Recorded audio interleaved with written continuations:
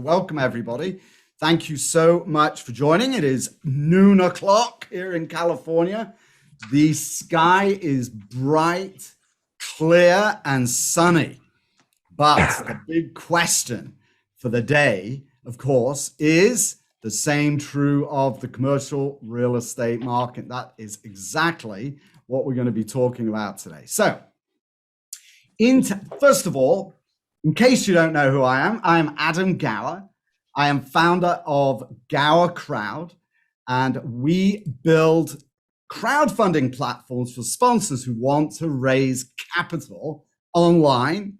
And we also provide educational content and training to investors, passive investors, non-professional real estate investors, so that they can invest with greater confidence online or avoid investing as well, right? Depending on what's going on.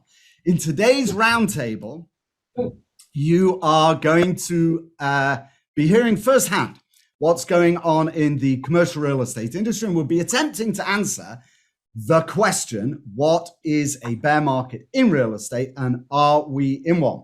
I'll also be sharing with you some responses to the investor sentiment survey that I think you're going to find very interesting. And I will be inviting as many of you as I can to share your insights during the call. We'll do that later once we've looked at the investor survey. If you've got comments, hang on, I got to keep kicking this admit all button. If you've got any comments or questions, please put them in the chat and be sure to turn your volume to mute. Again, this is my private Zoom line. It's not a webinar, so some of these things I cannot control. Plus, you are also going to be hearing, I'm also going to have the pleasure of introducing you to Orest Mandzy, who is managing editor at Commercial Real Estate Direct, aka CREnews.com. And he's going to be sharing some insights from the vast amount of data that he has over there into the CMBS markets and some other stuff as well. By way of brief background, as I mentioned, what we do here at GowerCrowd, I've been in real estate since 1982. I hate to admit that, seems an awfully long time ago. But what we do at GowerCrowd.com these days is we build crowdfunding platforms for sponsors, and we provide educational resources. Our clients have actually, they managed, I don't know, I keep looking at these numbers, but managed probably over 30 billion in assets and have raised hundreds of millions of dollars in equity since working with us over the last 4 or 5 years. If you would like to raise more capital for your real estate, we have a range of options for you. Just hit reply to any of the emails that you receive from me and let me know how we can help you, all right? Now, as I was doing some analytics recently, just a couple weeks ago, we do a lot of SEO analytics. I noticed this crazy spike in activity on one of our client sites for the keyword search on Google, what is a real estate bear market? From zero, suddenly they were seeing 1,000 hits a day, right? In one article, just with that search term. And so I decided to drill into it a little bit. I've been talking to some of our clients and some of the investors that are on our platform. And this is what we are hearing and what prompted this call today. As interest rates are rising, cap rates on multifamily particularly, and I know a lot of you in multifamily, we'll get to that when we get to the survey, are going up. Cap rates are going up, meaning prices are coming down. Consequently, inevitably, investor returns are also going down, although you don't necessarily see that just yet, but that has to be an inevitable result. Now, the multifamily market peaked around 60 days ago. This is actually something I discussed with Chris Finlay. Chris, I'm going to call on you. I hope you can get your speaker going too, the mic going later, because I'd love to hear your insights. The multifamily apartment market peaked around 60, 70 days ago. By the way, if you are on, please turn your mic to mute. Class C properties, value add to B multifamily prices softened between 10 and 15%. B class that are being upgraded to A have softened between 5 and 10%. And I did a kind of a back of the envelope analysis. This translates to cap rate increases of between 25 and 90 BPS, or 0.26 to 0.9% increases in cap rates in just the last 2 months. Obviously, for investors, passive and active, this is very significant. If you are a sponsor and you are investing in multifamily properties, and you did not build these cap rate increases into your assumptions, right? It's probable that you didn't, right? It was difficult to project this kind of thing. Then overall value appreciation would be considerably less than projected originally, which means that neither you nor your investors are going to earn as much. In fact, it actually means realized returns have fallen based on this broad analysis that I did, this back of the envelope, a good 20% on original projections, maybe even more. If you think that equity is typically 30% of a deal, right? It's very ballpark. And you see an exit value fall of 15%, then projected exit means a 50% return decline since original projections. So to me, this feels very much like the beginnings, at the very least, of a bear market, and hence the round table today. The implications of a bear market for sponsors means that as you build pro formas going forward, you want to be building increasing cap rates into your projections while not being too aggressive on rent increases. And these are the kinds of things that I'd like to hear from you about and talk about today as we go into it. We'll look at the survey as well in a moment. Put another way, with the rising interest rates creating downward pressure on apartment values, and this is just the beginning, right? We've only had one major 50 basis point increase by the Fed. Prudent, savvy investors should be preparing for some significant softening in returns as interest rates continue to climb. Of course, there are offsets, right? Rental rates are increases are driven largely by inflationary pressures. This will help to cushion returns, but it's just hard to imagine. Again, anecdotally from Florida, not interest rates, rental rates, 2% a month over the last year. How is that really sustainable? So those are the insights that I have kind of loosely gathered from conversations with clients and with investors over the last couple of weeks, really. Now, what I'd like to do is I'm going to turn it over to Orest Mandzy, CRE News. It's a real pleasure. Thank you so much for joining us. Orest, tell us something about what you're seeing. And if you want to, I'll tell you what, I can probably, I can let you screen share. I wonder if I can do that, if I can actually do that just for your eyes. So actually, I don't think so, but I am. Do you want to screen share? Yeah, I'll do that. Yeah. So hang on, I'm going to have to give you rights to do this. Oh, okay. Advanced sharing. Oh, you are doing it. Oh, well done. Can everybody see Orest's page, his screen? Yes. Yes. Right. That's affirmative, right? We got a thumbs up there. Yeah, right, this, on its face, this probably doesn't make any sense whatsoever. So what I was trying to do was. Orest, actually, before you start, just tell us who you are. All right, sure. What do you do? Right? What's your background? What's the context for what you're about to show us? Right? I'm the founder and managing editor of Commercial Real Estate Direct. We're a news and information site that tracks the commercial real estate capital markets. We've been publishing for 22 years, and about 7 years ago, TREP Inc. acquired us, so now we're part of TREP. But before we started Commercial Real Estate Direct, I had been with Commercial Mortgage Alert and Real Estate Alert before that. And so I've been covering commercial real estate since 1990. So back when the thrift bailout was commercial real estate. Or the sort of the transaction activity in the sector. And TREP is what? Just briefly, what is TREP? So that's where you're getting your data, isn't it? Yeah, well, a lot of the data is internally generated. We generate it at Commercial Real Estate Direct, and TREP also compiles its own data. They're a data and analytics company that specializes in commercial real estate finance and CMBS. They've got the biggest library of CMBS extant, and they use that to consult to banks, investors, and things, and other folks interested in this commercial real estate and finance and CMBS markets. Lovely. All right. Now, thank you so much. We're based in the bucolic suburbs of Philadelphia.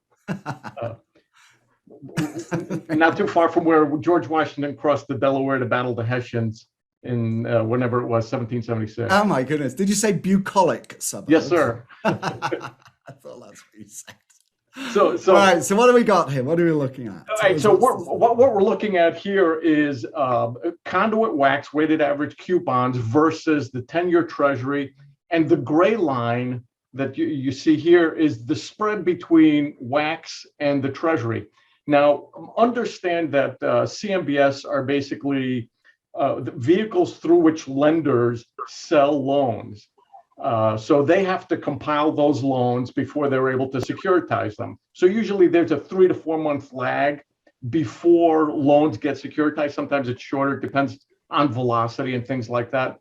So with that assumption, we could still see it sort of over the last year and a half that we have tracked here, a downward trend in the spread between weighted average coupons and Treasuries. Now, so what does that mean? Just interpret that. That means lenders, if they're getting compensated, they're getting smaller compensation for the risk. Not lenders, I'm sorry, bond investors are getting smaller compensation for the risk that they're taking in the mortgages. Or right. Lenders in this case, because that's who they are. So accepting lower returns, right? That's if the Treasury rate is 2% and loan coupon is 4%, the spread is 200 basis points. If the interest rate climbs to 3%, then the mortgage rate is still 4%. Then your spread is only 100 basis points. You're not getting as well as compensated as well as you were before. And what is the timeline on this chart that we're looking at? So this starts. This is from the beginning of 2021. Okay. So if we go further back, I took some notes down here. So in 2020, after the pandemic, deals had loans with coupons in the low 3% range. That includes loans against all property types. It was probably skewed to the downside by multifamily and industrial because everybody wants to write those. There's a lot of competition, so rates were low for those. But after the pandemic, lenders basically stopped writing loans against hotels and a lot of retail. So, except for grocery-anchored retail centers. So that was a really good time to lend. Rates were low. You could lend as you knew. Everybody wanted to buy CMBS because rates were low. They wanted some yield, and a lot of investors figured we could get it from CMBS. So they bought into CMBS. Spreads tightened. So between when lenders wrote the loans and by the time they securitized them, they in fact increased their profitability on those loans. Again, the CMBS is a sales vehicle. So we saw profits of 8% or so on conduit deals back then as spreads were tightening, interest rates remained low, and mortgage rates were either static or declining marginally. When the flip side happened and interest rates started climbing and bond investors started requiring more premium, higher spreads for their bond investments, higher yields, I should say, the opposite happened. And profitability tightened substantially. In fact, the most recent deals that we have visibility on, they basically lost money. But that's just on the surface. There are a lot of things that we don't see, like hedging profits or anything like that. But on their face, a few of these conduit deals were non-profitable. So lenders are reluctant to lend, or they're becoming a lot more careful simply because of that. That's really interesting. Mm-hmm. So now you gave me an example of a loan that was made in New York City. I know you report these things. But Yeah. So there was a couple of fascinating things, and this one we're constantly going through all these regulatory filings, the prospectuses, the 424Bs, and stuff like that. So there's a $165 million portfolio of apartment properties in Houston. These are in Houston properties. Yeah. I think the vintage is from 68 to 75 or something like that. Mm-hmm. So the borrower, the total capitalization was about $165 million. They got a $76 million loan. The coupon is an astounding 6.307%, which is that's really what they're high. paying for the debt. Yeah, that's the loan coupon. Yeah, which is really high for even today for an apartment loan. So that loan is 46% of the portfolio value. So it's not a high leverage loan by any stretch of the imagination. That's an interest-only loan. So the cap rate on the portfolio is 4.85%. So that's crazy. The interest rate on the loan, despite it being interest only, it's 50% more than the income. Yeah. So it's negative leverage from where we stand. We don't, of course, see the entire deal, but from what we see, it's a negative leverage. So what could motivate that kind of thing, Orest? Like, why would somebody do that? That's a good question. They might. This is probably going to be a portfolio of properties that they own for a long. I mean, the loan is a 10-year term, so they'll own it for at least 10 years. I expect. I mean, it's a family office that bought it effectively, so they're not a buy, fix, and then sell in 3 or 4 years. They're expecting to hold for a long term, and eventually they expect to get profitability higher as they're able to improve property units and rent them at higher levels. So obviously, they're not buying it to lose money. There's a business plan in there. But when you think about it, if your cost of debt is 50% more than your NOI, essentially, and you're borrowing 50%, it surely, and we're going to get to this in a little bit, but surely it speaks to downward pressure on prices. That's just not sustainable. Right. So I was looking at some data that Trepp has compiled, and they have a bunch of economists that sort of crunch the numbers and stuff, and they found a relatively healthy correlation between interest rates and cap rates. So cap rates, they determine, have increased by about 60 basis points overall since the third quarter of 2021. Okay. But for the most popular types, being industrial and multifamily, they've increased about 20 basis points. Now that's less than what you just reported. But again, this data are backward looking. That's the issue with data. It's not happening right now. It happened last quarter or whenever the last reporting period might have been. But we're already seeing a 20 basis point increase in cap rates.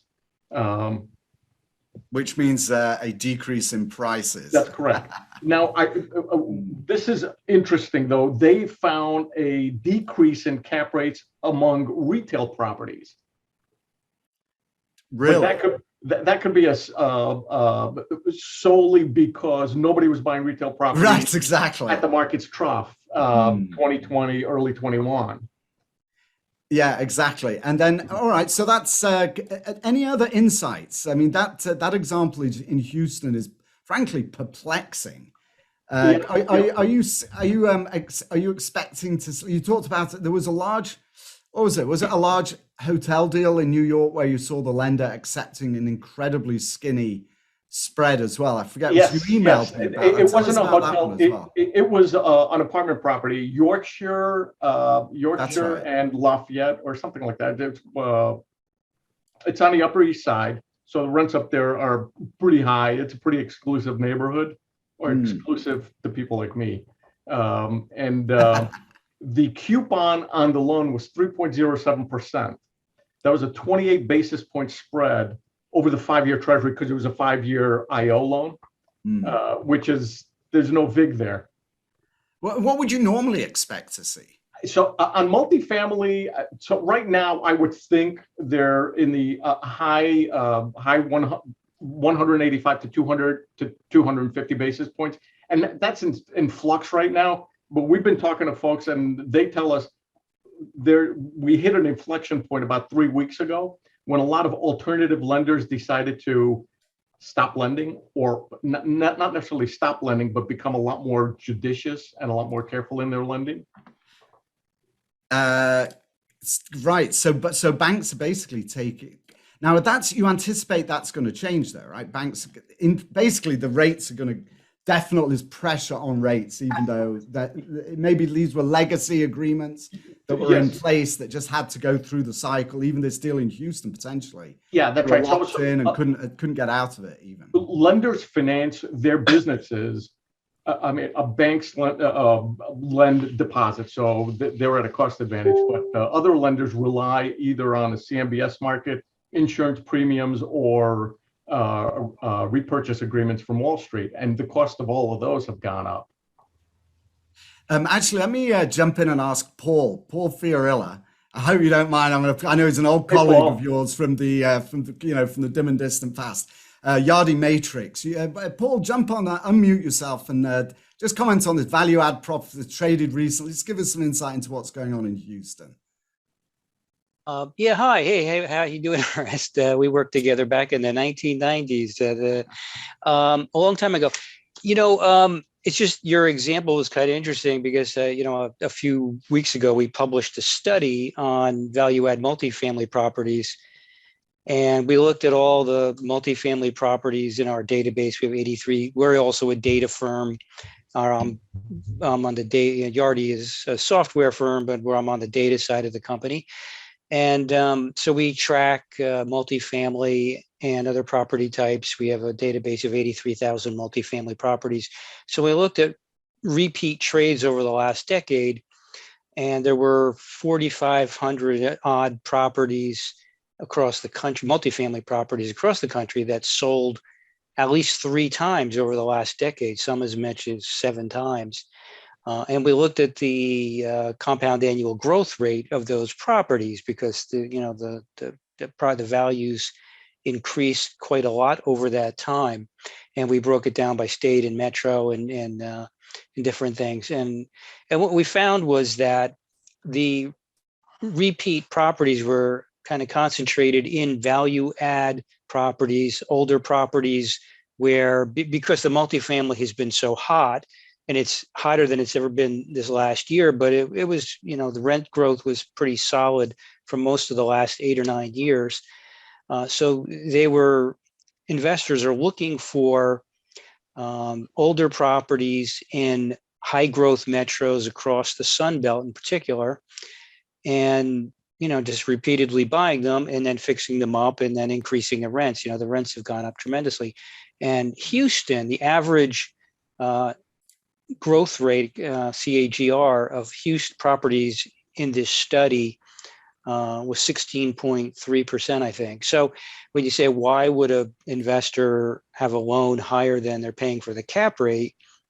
Well, because the history over the last decade has been that the values have gone up so much that deal makes sense. Now, I'm not going to say that deal is going to make sense going forward. I'm just telling you that's what motivates that kind of transaction. It doesn't seem to make sense on its face, but if you go back, over the last few years, that deal has worked.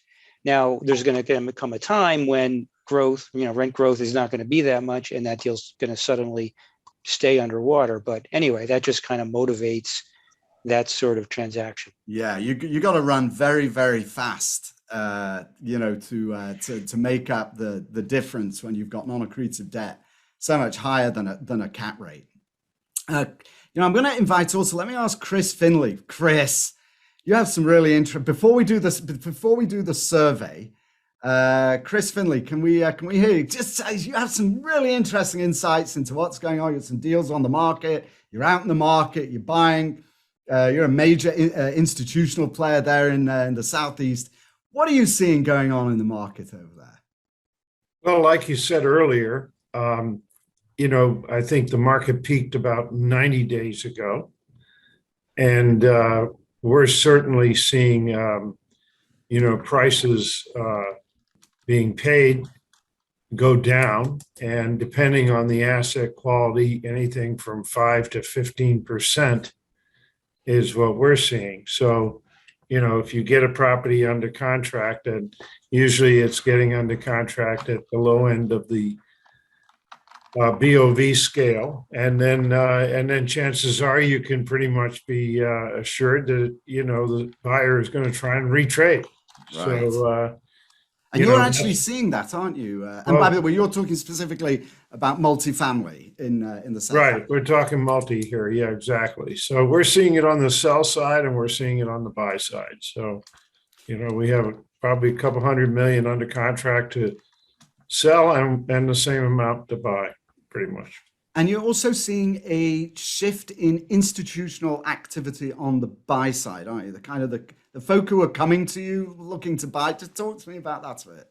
Right. Yeah. So what we've really noticed is that a lot of our sell assets are basically value add product that usually is mid 80s and better vintage, and we're seeing a lot of newer sponsors and mostly friends and family or syndications, syndicator type buyers out there. So that's become very, very much we're seeing very few institutional quality guys that are doing that are bidding on these properties. Almost none. What's going on there, Chris? Why do you think that is? What's your I think the institutional guys are on the sideline now. I think they're pretty much holding on to dry powder. I think everybody foresees that the market will go south. And, when they plan on deploying, who knows? But, certainly not now. Is it 6 months, 9 months, a year? But they'll watch it. And when they figure out, the time is right, they'll be ready to deploy. But their assets are mostly, long-term and they're not under any requirement to, get the money out the door. But less institutional activity certainly does suggest some downward pressure in prices as well. And that's exactly what you're seeing, isn't it? Yeah. So, and it begs, and before I turn over to the survey, because it begs the question, what is a bear market, right? It's in real estate. And are we in one? I'm just going to share the survey results with you. They are quite telling.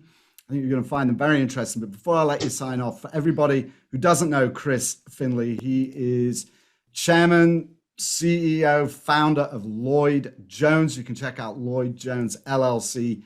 They are there in Florida, a major player in that state and in that region. Thanks so much for sharing your insights. If you've got any more, Chris, do please let me know. Just put your hand up or something, or butt in. You're always welcome to butt in. Right, so I'm going to go ahead and share my screen with you, and let's see if I can get this right. It's always a bit of a challenge. There we go. And where is everybody? All right, now for share screen, and we'll take a look at our survey. Okie dokie. So now you should be able to see the screen that says survey results or something. Commercial real estate survey, investor sentiment. Yep. Everyone can see that okay? Good to go? Yeah. Thank you, Shane, for that head nod. All right. So here are the results. First of all, everybody, thank you for participating, those that did. Orest, I did promise actually to deliver a $100 Amazon gift card to one lucky respondent. So do me a favor, email me two numbers. I've got a list of everyone between the numbers of 1 and 76. I need two because not everybody actually put their name in there. So give me two numbers, and whichever one is the first one in that order will be the winner of $100. And it better not be you. If it is, I'll have to punt to the next one. All right. So just email me. That's how we'll do that random drawing. I wouldn't be able to accept it, just so you know. All right. So anyway, let's see what we've got. So first of all, here we go. I asked everybody what asset class you're most familiar with. So it's good to have a sense what everybody's looking at. Solidly, 75% of people today are multifamily investors. This is the asset class they know the most, followed by hospitality and office, and then some others, farmland being right there at the bottom with absolutely zero. Nobody knows about farmland, which is quite interesting. To me, it's interesting. So I asked, how would you define a real estate bear market? Right? What is it's a kind of general understanding for what a bear market is in the stock market. But in real estate, there's no real definition of it, no formal definition as there is for the stock market. So this is what I did. I broke down the answers, all the answers from the survey, into different types of answer. Right? So if you want to know we're in a bear market, what are we in? So the first type of answer actually puts some real numbers on it, right? So we've got, you can see 20%, a decline in value here, 20%, 15% decline, 20, 15, 20, et cetera, et cetera. So you get the general idea that any kind of, I want to say, actually any kind of decline overall, 15 to 20%, is really indicative of a bear market and not a good market to be in, right? So not too dissimilar from the stock market, but that was consistent, as you can see, just scanning through these data, you can see that was a consistent response from respondents.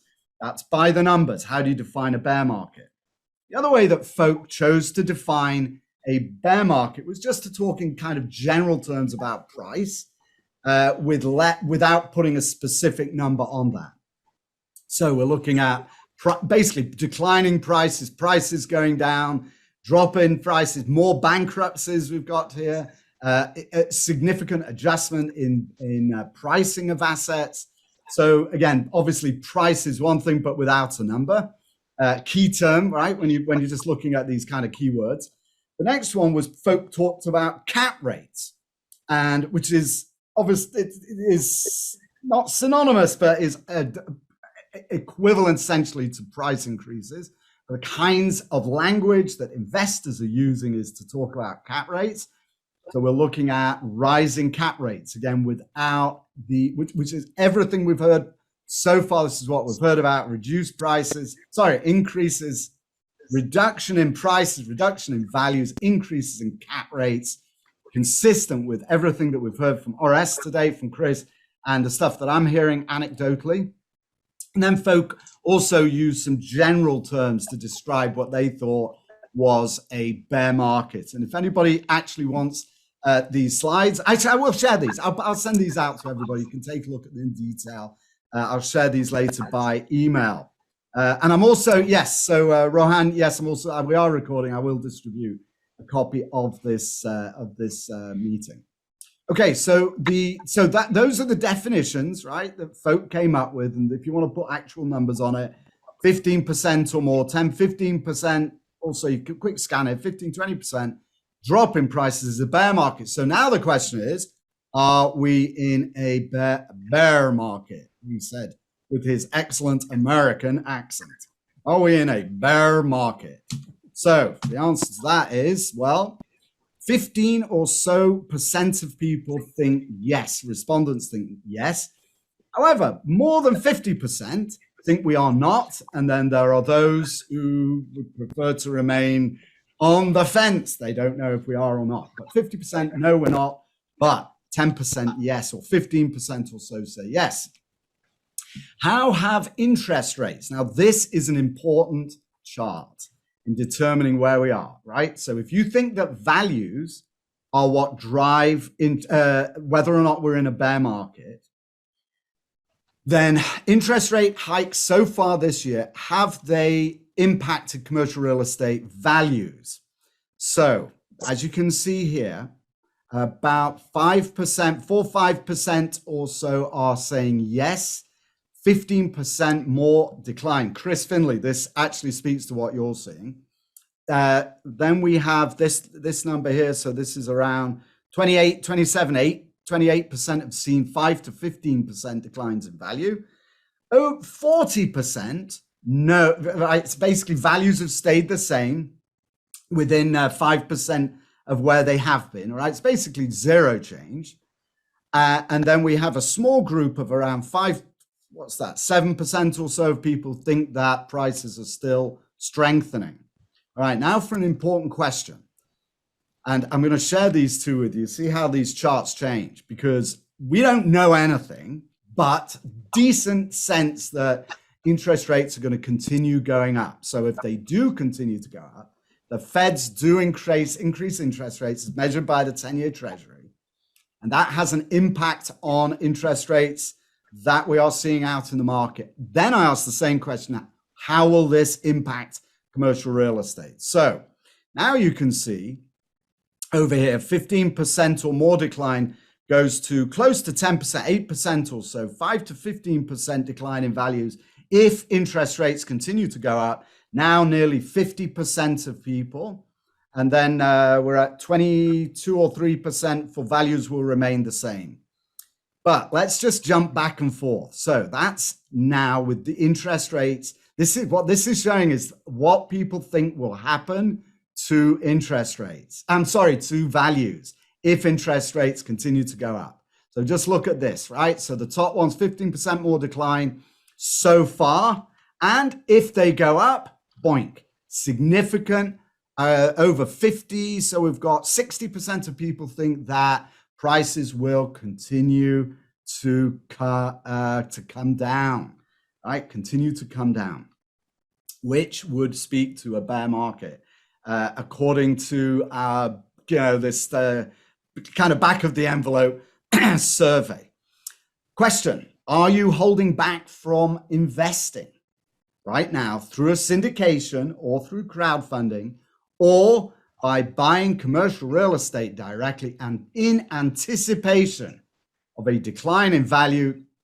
Yes. What is this number? Goodness me, 35% said yes. All right, 35% are holding off, no, 50%. That's 35% of respondents who are holding off from investing, decline in demand, right? And anticipation probably of reductions in pricing, right?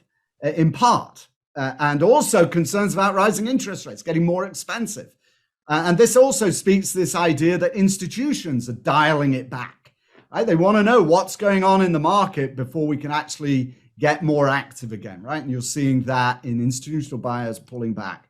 Are you holding back from selling commercial real estate because prices have declined? Well, what's this? 60% are saying no. We're still out there trying to sell, but pay attention, right? Investors are expecting more declines and they are holding back. We do have almost 10% who are holding back from trying to sell. I'm not sure what slide we're at. Okay, there's only two more left. What is the most important factor in driving commercial real estate values? And in 2022 at the moment, and this actually is an aggregation of several factors, and you can see that the two things that are driving really the majority of views are inflation, interest rate hikes. Interesting, war in Ukraine is fairly high up there, and sanctions, right? The impacts of sanctions haven't really come back to the US yet. Stock market volatility looks like that's the third most. So these are not lined up quite right. Stock market volatility is interesting, driving up stock market values.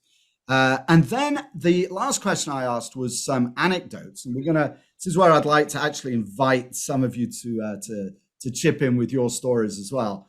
But I did ask stories of what you are seeing in the market that provide insight into the state of the commercial real estate market. So these are obviously just anecdotal, but what's going on? Higher interest rate, high inflation is recession, sellers outnumbering buyers.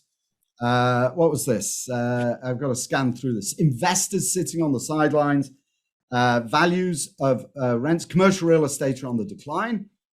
Buyers going on strike. That's basically, it's actually what we're seeing here. Anyway, I'll share these more with you. I'll share this entire set with you. later. Now, how do I actually get out of this thing? Here we go. So I'm going to stop sharing. And I am going to, if you don't mind, of course, if you don't want to share your thoughts and ideas, that is, of course, totally fine. But there were some folk that did make some comments there in the survey and have done to me personally.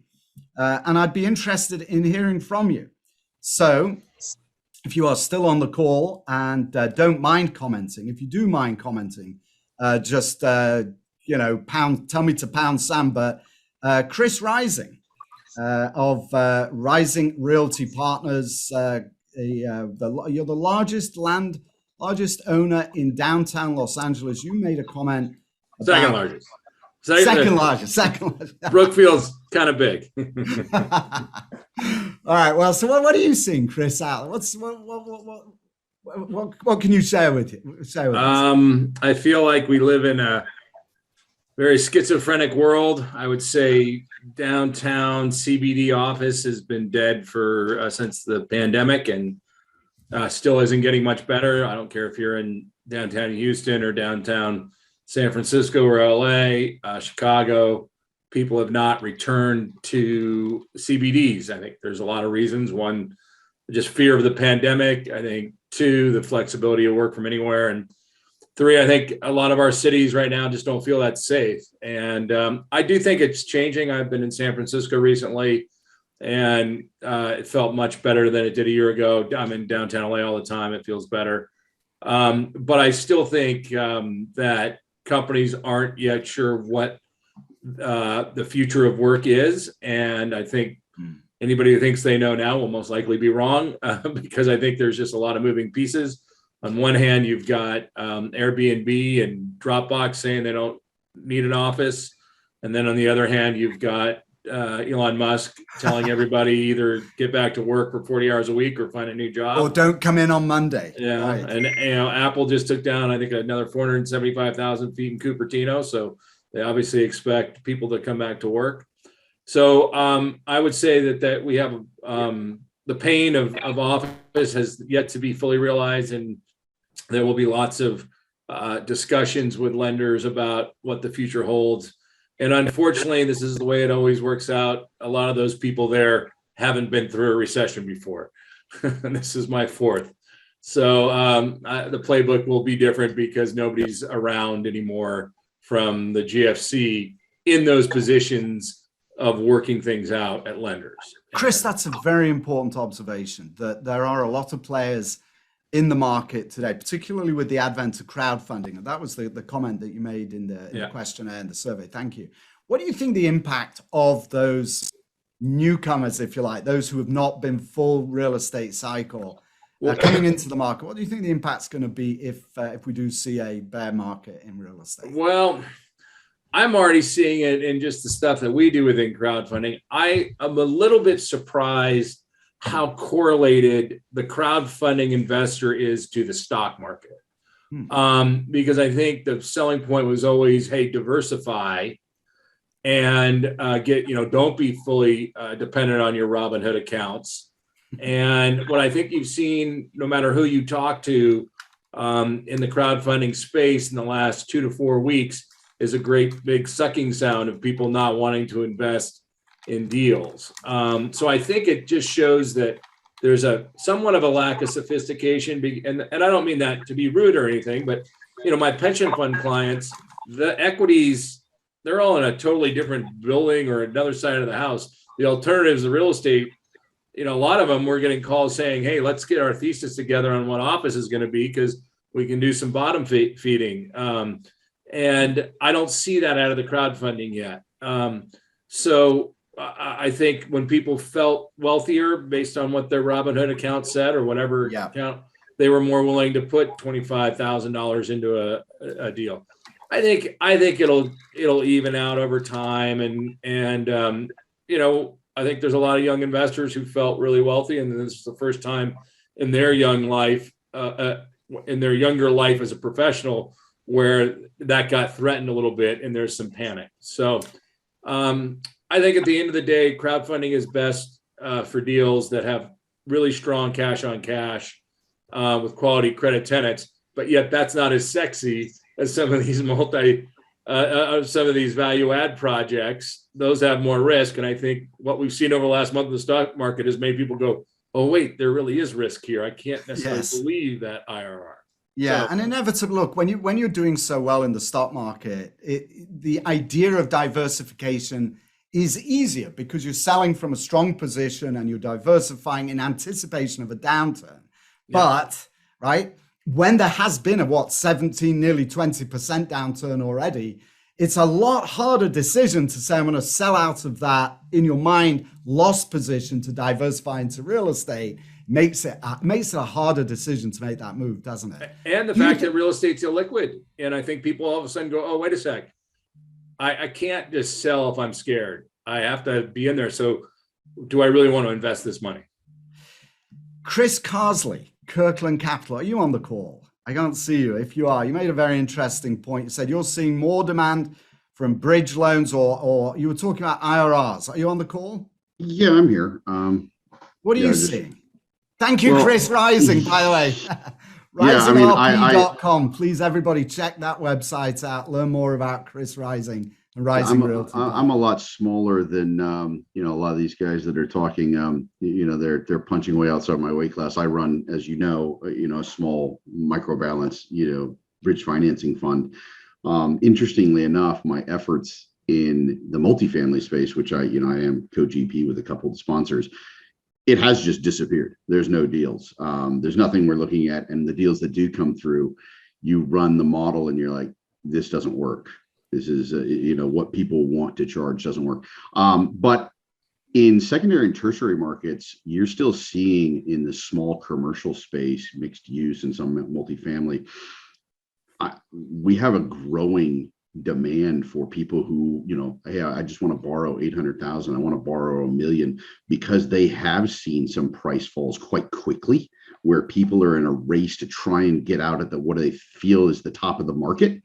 And that's opening up, the cap rates for these guys. Now, these guys aren't coming in at 3s and 4 cap rates like Seattle, the town I live in. These guys are seeing 10, 15 cap rates on some of these small properties that are value add.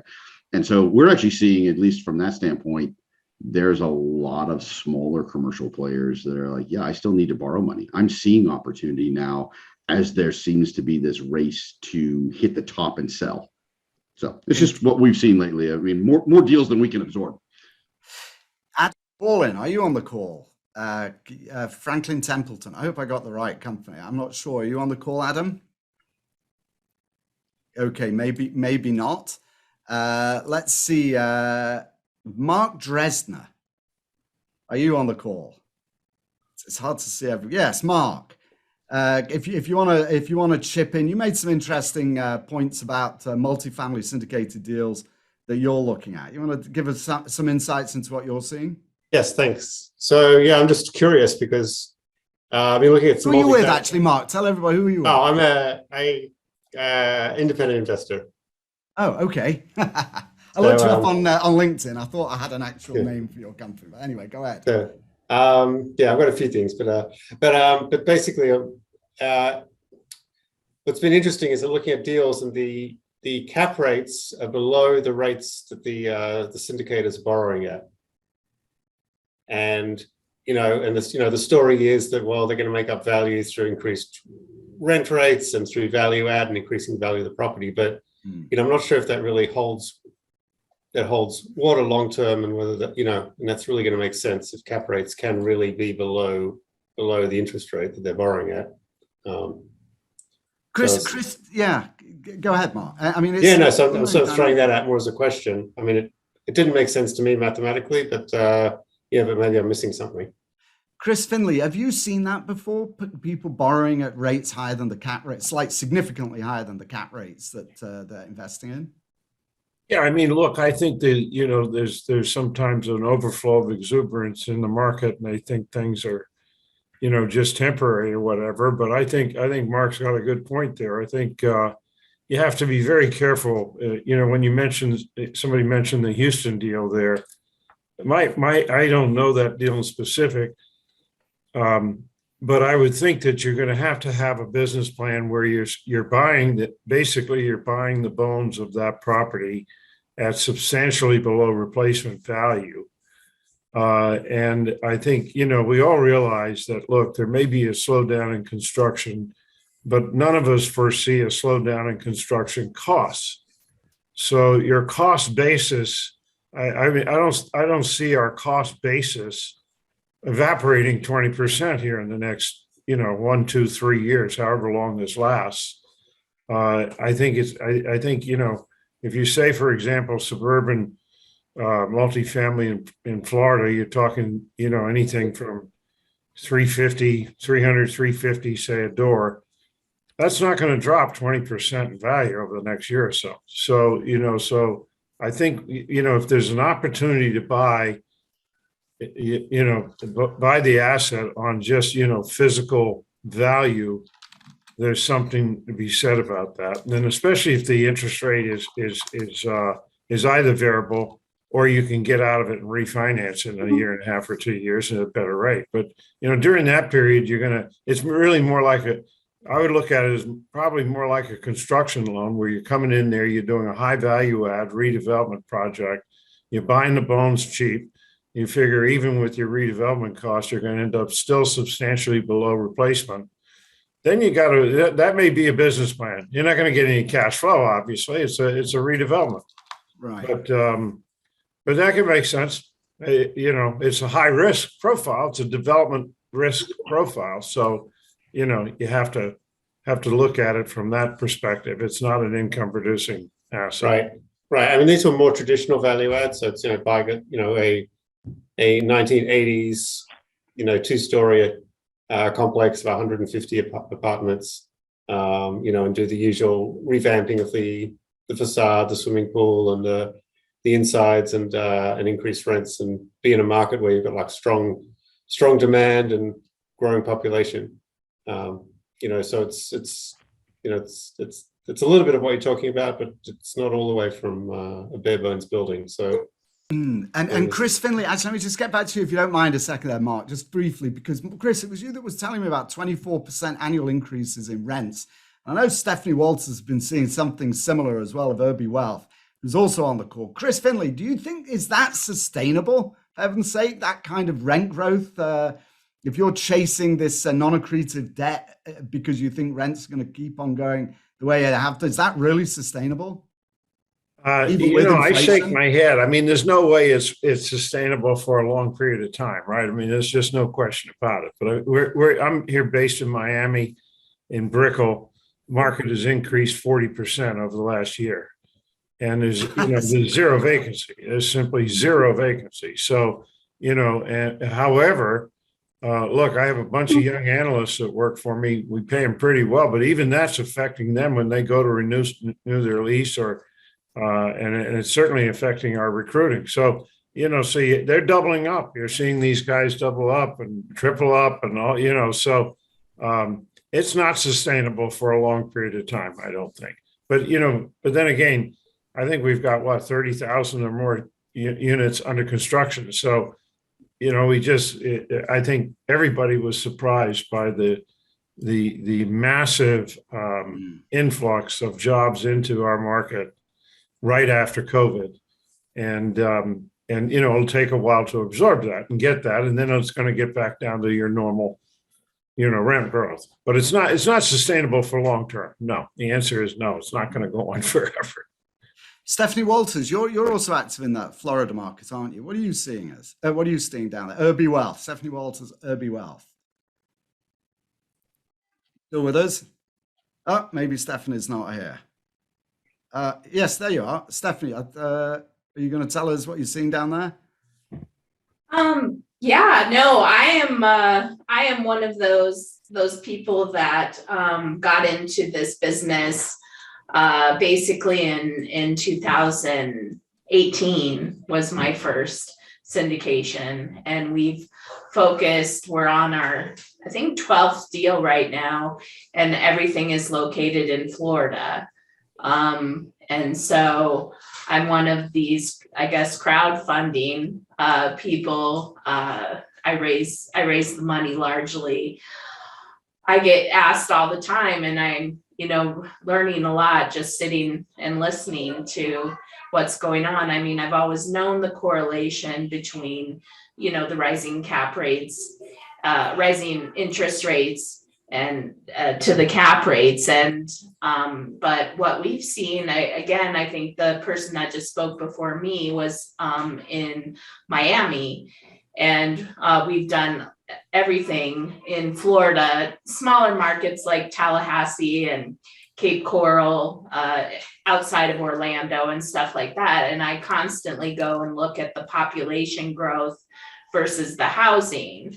And it always comes back, I guess, kind of to supply and demand for us. And I know that these rents can't be sustainable for Are you adjusting your underwriting assumptions to account for increased interest rates and the slowing down of rental increases? Yep. It's always been my partner and my philosophy that we wanted to make money on the buy. So we buy the pocket listings, but still, that a drop at, what you guys are talking about, I'm going to have to go back and revisit some of those, but probably should. Yes. But I mean, like last year, Tallahassee did 18% rent growth, and then Orlando's doing 20.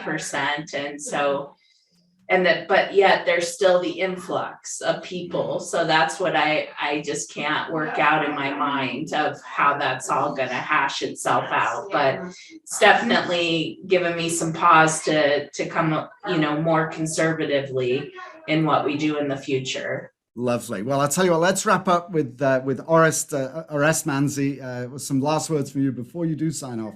I would like to know that anybody would like me to take a look. I've been in real estate investment and finance since they built the pyramids. Really, it goes back that far, and I'd be more than happy to look at your spreadsheets, at your analytics, and give you some insights. If you are a passive investor, if you're a sponsor, you'd like me to take a look at some formulae that you've got there, some deals you're looking at, let me know. I'd be happy to get on a call. We could do that. Maybe even in another little round table or something, we'll share some insights. Orest, back to you. I got to ask you, I know you're not going to like me to say this, but I am going to ask you, now that you've heard everything and seen the results of the survey, I got to ask you to sign off with answers to, if you don't mind, what is a real estate bear market and are we in one? What do you think? Good question. And it's got to be a sustainable period of either flat or no growth. I'm sorry, that means the same thing, of flat or negative growth. I would think. I mean, if you're flat for 2 quarters in a row or 4 quarters in a row, then you're in a bear market. As we are talking now, the key word there is sustained. Yes. Sustained. So would you agree that there are indications now that that's what's going on? Not necessarily in a bear market, but possibly headed in that way. It all depends on what happens. I mean, we still can't tell the future, but they're not looking very positive. So you got to be more cautious in underwriting, and cautious in underwriting, more conservative, and frankly, also start looking out for opportunities as well. Yeah, that's right. As there starts to be some distress in the market. Of course, we don't want distress, but when it happens, it does present opportunities to those who have some dry powder and have been prudent and careful. Well, if there's any silver lining, is that the loan underwriting, at least since the global financial crisis till now, has been very conservative. So the markets could sustain a downturn, and I think markets are pretty well equipped to handle a downturn right now. Yeah, it's interesting. It's very different from the GFC, the global financial crisis, where leverage was super high. But I'll tell you something. We see people playing around with the numbers, Orest. I mean, adding layers of debt that they wouldn't normally be able to get from individual investors on top of senior debt. So there are some risky deals out there. There's no Yeah, doubt. but we haven't seen what we saw in 2006, No. 2007. It's a different environment. So hopefully it doesn't come to that. I would like to thank everybody. Orest, thank you so much. What a pleasure. It's my pleasure. Thank you. You sent me such a lovely email from my email. It inspired me to do a roundtable. It really did. Thank you. It's a real pleasure. CREnews.com. Lovely to see you. Paul Fiorilla, my good friend Chris Finlay, my good friend Chris Rising over there. Everybody that's been joined us today. Thank you very much. I will distribute the survey and also a recording so you can watch it. You'll ever share it with your spouse. Something to do on Saturday night with a box of popcorn, I've no doubt. Thank you, everybody, for joining. Be well, be safe, take care, and sharpen your pencils. Be careful. Things are changing. We'll see you soon. Take care.